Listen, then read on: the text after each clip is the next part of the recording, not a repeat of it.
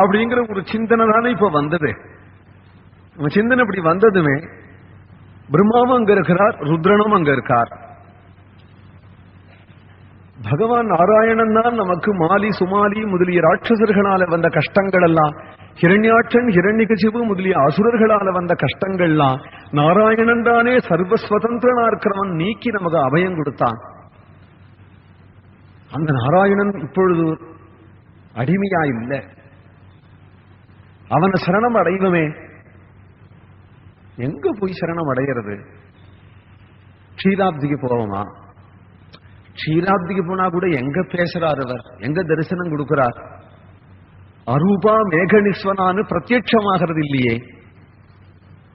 இப்படி பேசிட்டே இருக்கும் பொழுது உன்னை சிவபெருமான் சொல்றார், ஹரிவியாபக சர்வத்ர சமானா பிரேமதேம் பிரகடஹோ ஜீமைம் ஜானாம் தேசகால திசி விதிஹி குமாஹி கககு சோகான் ஜகாம் பிரபுநாஹி. ஹரிவியாபக சர்வத்ர சமானா. ஹரி இல்லாத இடம் இல்லை. தன் வீட்டு தூணில இருந்தே பிரகலாதம் பார்க்கவும் பார்த்துட்டான், காட்டவும் காட்டிவிட்டான். ஆனால் என்ன வேணும்னால் பிரேமத்தே பிரகடஹோஜி மைஞ்சானா. பிரேமை இருந்தால் பிரகடனமாவா. நமக்கு பகவான் வேணும், அவனை தவிர வேற கதி இல்லை, அவன் தான் நம்மளை ரட்சிக்கணும் அப்படிங்கிற எண்ணம் ஹிருதயத்துல வாஸ்தவமா இருந்தா இப்ப வந்துடுவான். யாரு சொல்றா? சிவபெருமான். ஏதஸ்மின் அந்தரே விஷ்ணு உபயாதோ மகாத்யுதி சங்கசக்கர கதாபாணிஹி பீதவாசா ஜகத்பதி வைனதேயம் சமாருஹ்யே பாஸ்கரஹா தோயதம் யதா தப்தஹாடக கேயூரஹா வந்தியமானஹா சுரோத்தமைஹி. ஏதஸ்மின் அந்தரே விஷ்ணு. அந்த க்ஷணத்துல பகவான் அந்த இடத்துல ஆவிர்பவிச்சானா. சங்கசக்கர கதாதரனாய் நீலமேக சியாமளனாய் பீதாம்பரதாரியாய் ஸ்ரீவத்சாங்கித வட்சஸ்திரனாய் சர்வாபரண பூஷிதனாய் கோடி சூரிய பிரகாசனாய் கருட வாகனத்தின் மேலே கருடன் மேல பகவான் காட்சி தரா. வந்தியமான சுரோத்தமைகி. எல்லா தேவர்களும் இங்க நிற்கிறாளே, அங்க யாரு தேவர்கள் உபச்சாரம் பண்றா? ராவணனுக்கு வசமான தேவர்கள் இங்க நிற்கிறாளே. நாள் எத்திர பூர்வே எத்திரதே சாத்தியாசந்தி தேவாஹா என்று சொல்லும்படியான தேவர்கள் வைகுண்ட தேவர்கள் உண்டே, பகவத் பார்ஷதர்கள். அவர்கள் சில பேர்கள் பகவானுக்கு சாமரம் போடுறதும் பகவானுக்கு கொடை பிடிக்கிறதுமாக பகவானுடைய பக்கத்திலே இருக்கக்கூடிய தேவர்கள் கொண்டாடும்படியாக கருட வாகனத்துல கௌஸ்துபமணி ஜில்ஜில் பிரகாசிக்க பிரசன்ன முகத்தோடே பகவான் இருக்கிறான். சந்தாபக்னம் சகல ஜகதாம் சார்ங்கசாபாபிராமம் லக்ஷ்மீ வித்யுல்லசிதமதீ குச்ச சச்சாயகாயம்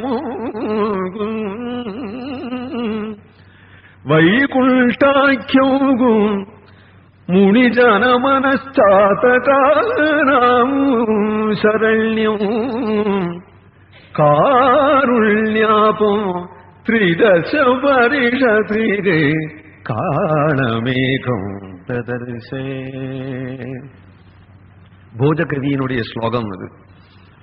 சந்தாபக்னம் சகல ஜகதாம் சார்ங்கசாபாபிராமம். வெயில் ஹாஹான் தப்பிச்சுண்டு தண்ணீர் இல்லாம கஷ்டப்படுறவனுக்கு ஒரு பெரிய நீருண்ட மேகம் வந்தது. ஆனா எவ்வளவு குளிர்ச்சியா இருக்குமாக மேகம் வந்துடும். அது போல இருக்குமாம் பெருமாளுடைய தரிசனம். சந்தாபக்னம் ஹிருதயத்துல தாபம் நீங்கி சகல ஜகதாம். மேகம் என்றால் அதுல வில்லு உண்டேன்னார். சார்ங்க சாபாபிராமம். வானவில் உண்டு இல்லையா மேகத்துல? இந்த கருணா கால மேகத்துல என்ன வில்லு இருக்குனால் சார்ங்கம்ங்கிற வில்ல கையில வச்சிருக்கான். சார்ங்க சாபாபிராமம். மேகத்துல மின்னல் குடி உண்டேனாள். லக்ஷ்மி வித்யுல்லசிதம் அதசி குச்ச சச்சாயகாயம். லட்சுமிங்கிற மின்னல் கொடி பிரகாசிச்சென்றிருக்கு. மேகம்னா வருஷிக்குமே காருண்யாபமும் கருணைய கொட்டுன்னு கொட்டிடுமா இந்த மேகம். காருண்யாபம். சாதகம்னு ஒரு பட்சி உண்டு, அது பூஸ்பரிசமான ஜலத்தை தொடாது, தாகத்துல செத்தாலும் சரி.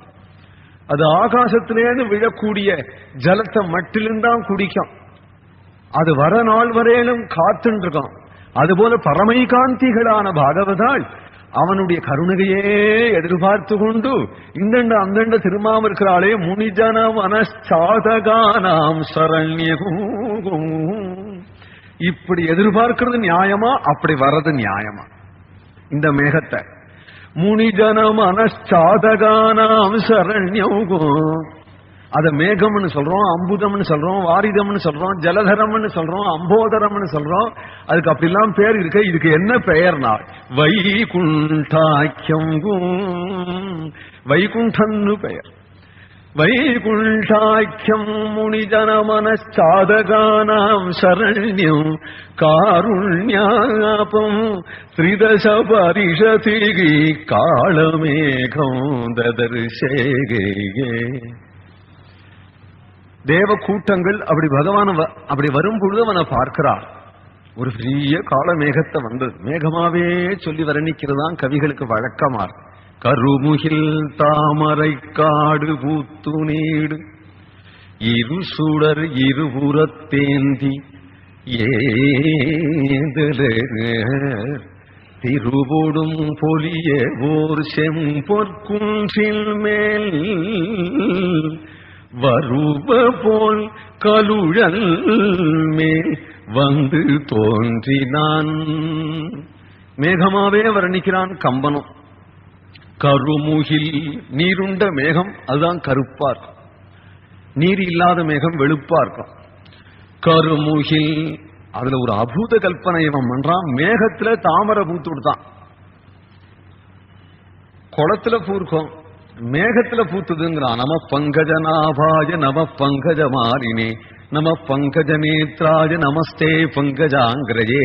இந்த முகம் ஒரு கமலம், கண்கள் ஒரு கமலம், கை ஒரு கமலம், திருவடி ஒரு கமலம், நாபி ஒரு கமலம், மார்புல ஒரு கமலே, அவளுடைய கையில ஒரு கமலம். இப்படி தாமரை காடு பூத்து இரு சுடர் இருபுறத்தேந்தி. சங்கம் சக்கரம் ரெண்டும் சுடர் போல தெரியற ஒரு செம்பொற்குன்றின் மேல் அப்படிங்கிறார். கருட பகவானுக்கு சுவர்ண காந்தி குங்குமாங்கித வர்ணாபா குந்தேந்து தவளானனான் பக்தால் பிரார்த்திக்கிறோமே. பொன்மலையவர் அவர் மேல வந்தது மாதிரி இருக்கு இந்த நீல மேகம். மலை மேல மேகம் வரும் வாசமும், ஆனால் மேகம் பறக்கிறதுன்னு இன்னைக்கோ ஒரு நாள் இருந்தது சொல்றா, அதுவும் வாசமா இருக்கலாம், ஒசர்க்கா வரார். தாமரைக்காடு எப்படி பூத்தது? இது ஒன்றுமே கல்பனை சரியா இல்லையே. மகாகவியா இருந்து இப்படி பண்ணலாமா? ஒரு மடையும் கேட்க மாட்டானா? ஏய்யா இப்படி ஒரு கவி பண்ணினீரே, இப்படி ஒரு கவிதை பண்ணினீரே, எங்கேயாவது மேகத்துல தாமரை பூக்குமா, இப்படி பண்ணலாமா அப்படின்னு கேட்க மாட்டானா? இந்த கல்பனைக்கு தான் அபூத கல்பனைன்னு பேரு. இது ஒரு அலங்காரம். இந்த அலங்காரம் தான் பண்றாரு அவர். ஏன் இந்த அபூத கல்பனை பண்ணினார்னா, நீ பூதமான கல்பனை பண்ணினாலும் அது கல்பனைக்கு எட்டாதது அப்படிங்கறத காட்டுறதுக்கு அபூத கல்பனை பண்ணினார். உன்னுடைய எந்த விதமான கல்பனைகளுக்கும் அது அதீதமானது தானே அப்படிங்கறத காட்டுறதுக்கு இந்த அபூத கல்பனை பண்ணினாரா. இவ்வளவு தேவர்களும் பகவான பார்த்தாலும் இல்லையோ, எல்லாரும் ஸ்தோத்திரம் என்றால் பங்கதி பரமாதேவ சர்வேஷாம் நப்பரந்தபாகா. தேவர்கள், சித்தர்கள், யட்சர்கள், கிண்ணறர்கள், கருடர்கள், கந்தர்வர்கள், மகரிஷிகள் எல்லாரும் அங்க கூடி இருக்கிறவர்கள் கைகளை குவித்து கொண்டார்கள். ஜய சுரநாயக ஜன சுகதாயக பிரணதபால பகவந்தா கோத்விஜஹிதகாரி ஜனசுரகாரி சிந்து சுதா பிரியகந்தா. பகவான் ஸ்தோத்திரம் என்றார்கள் எல்லா தேவர்களும். ஹே லட்சுமிகாந்தா, லோகத்துக்கு க்ஷேமத்தை பண்ணக்கூடியவனே, தர்மத்தில் நிலைநாட்டக்கூடியவனே, எல்லாருக்கும் ஹிதத்தை செய்யக்கூடியவனே, எங்களுக்கெல்லாம் அபயம் தர வேணும் என்று தேவர்கள்லாம் ஸ்தோத்திரம் பண்ணினார்கள். எந்த நிமிஷம் இவர்கள் சரணம்னு சொன்னானோ அந்த க்ஷணம் பகவான் அபயம். பயம் தியஜத பத்ரம் வஹ ஹிதார்த்தம் யுதி ராவணம் சபுத்திர பௌத்திரம் சாமாத்யம் சவித்ர ஜாதி பாந்தவம் ஹத்வா க்ரூரம் துராதர்ஷம் தேவர்ஷீணாம் பயாவகம் தசவர்ஷ சகஸ்ராணி தசவர்ஷ சதானி ச வத்ஸ்யாமி மானுஷே லோகே பாலயன் பிருத்திவீமிவ. உடனே அபயம் கொடுத்தார்.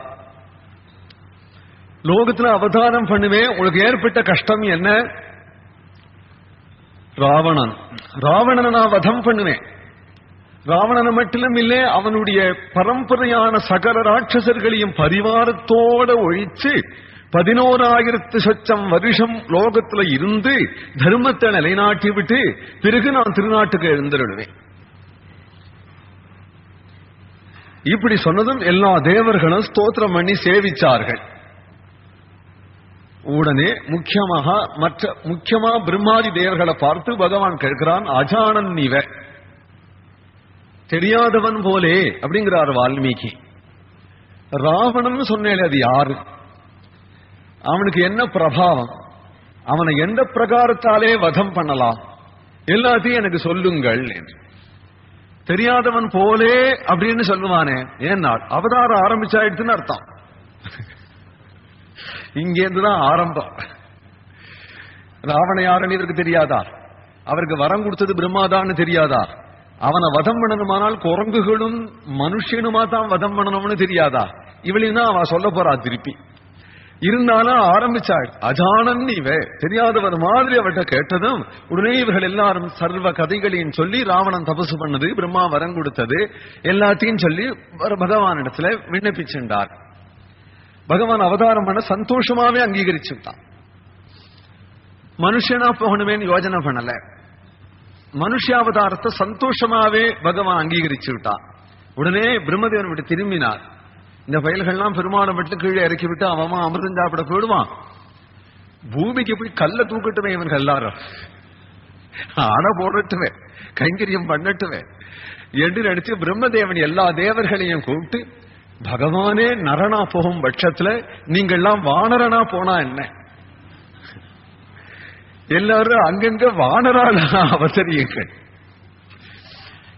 ஏன் வானரனா போகணும்னால், ராவணா அந்த 2 பேரையும் மதிக்கல. யாராலையும் எனக்கு வதம் கூடாது அப்படின்னு இருக்கும்போது தேவர்களாலே, அசுரர்களாலே, யட்சர்களாலே, ராட்சசர்களாலே, சித்தர்களாலே, கந்தர்வர்களாலே, வித்யாதரர்களாலே யாராலையும் எனக்கு மரணம் கூடாது. ஒரு மூலேல நரர்களாலே வானர்களாலேன்னு சொல்லக்கூடாதோ? மறந்து போயிடுத்தான் அவனுக்கு. ஏன் மறந்து போயிடுத்துன்னா ஞாபகம் வருமா? இது ஒரு பெரிய விஷயமா அவனுக்கு? நரன் ஒரு பெரிய விஷயமா ராவணனுடைய பலத்துக்கு? இதை சொல்லல. ஆனா பகவானுக்கு அங்க இடம் இருக்கு. பகவான் என்ன நினைக்கிறான்னா, எப்போ மனுஷனை அவன் மதிக்கலையோ அந்த மனுஷனை நான் மதிக்கிறேன். வானரனை எப்போ மதிக்கலையோ உலகம் உள்ளளவும் வானரங்களை மதிக்க செய்கிறேன். குரங்க பார்த்தலையா ஆஞ்சநேயா என்று எல்லாரும் கையை கூப்பிடாவளோ பண்றேன். எந்த குரங்க பார்த்தா கல்ல எடுத்து அடிப்பாளோ அந்த குரங்குக்கு ஒரு மதிப்பு.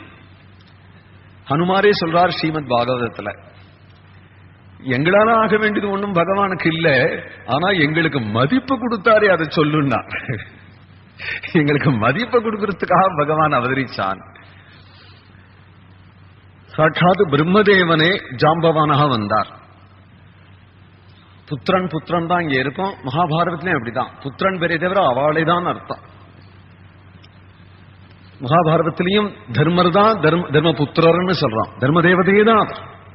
பீமன்னா வாயுவே தான் பீமனா வரா. இந்திரனே தான் அர்ஜுனனா வரா. சூரியனே தான் கர்ணனா வரா. புத்திரன்னு சொல்றது உபச்சாரத்துக்காக.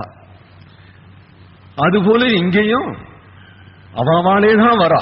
ஏன்னா பல இடங்களே அவளுடைய யதார்த்த ஸ்வரூபத்தை சொல்லியிருக்கிறதுனால இங்க புத்திரன்னு சொல்றாளே தவிர தேவைகி வானரத்துவம் உபாகதிகி என்று பின்னாடி தேவாலயே தான் இந்த ரூபத்துல வந்தா அப்படின்னு சொல்றாளே. பிரம்மதேவனுடைய அம்சம் ஜாம்பவான், சாட்சாத் வாயு பகவானுடைய அம்சம் ஹனுமான், சூரியனுடைய அம்சம் சுக்ரீவன், இந்திரனுடைய அம்சம் வாலி, அக்னி பகவானுடைய அம்சம் தான் நீலன், விஸ்வகர்மானுடைய அம்சம் நலன், இப்படி தேவர்கள் எல்லாரும் அங்கங்கு ஏற்கனவே பகுகாலத்துக்கு முன்னாடியே சில பேர் அவதரிச்சிருக்கிறா, சில பேர் இனிமேல் அவதரிக்கிறா, இப்படி இருந்திருக்கிறார்கள் அங்கங்கு. இங்க அஸ்வமேதம் பூர்த்தியாகி புத்திரகாமிஷ்டி நடக்கிறது. இந்த புத்திரகாமிஷ்டில ஆகுதி, பிரதானமான ஆகுதி கொடுக்கும் பொழுது அக்னி குண்டத்தில இருந்து ஒரு திவ்ய புருஷன் பிரகாசமாக வெளியில வரான். திவ்ய பாகச சம்பூர்ணாம் பாத்திரீம் பத்னீம் இவ பிரியாம், திவ்யமான பாயசத்தை கனகமயமான பாத்திரத்தில் எடுத்துக்கொண்டு வரான். தசர்வ சக்கரவர்த்திகிட்ட கொடுக்கிறான்.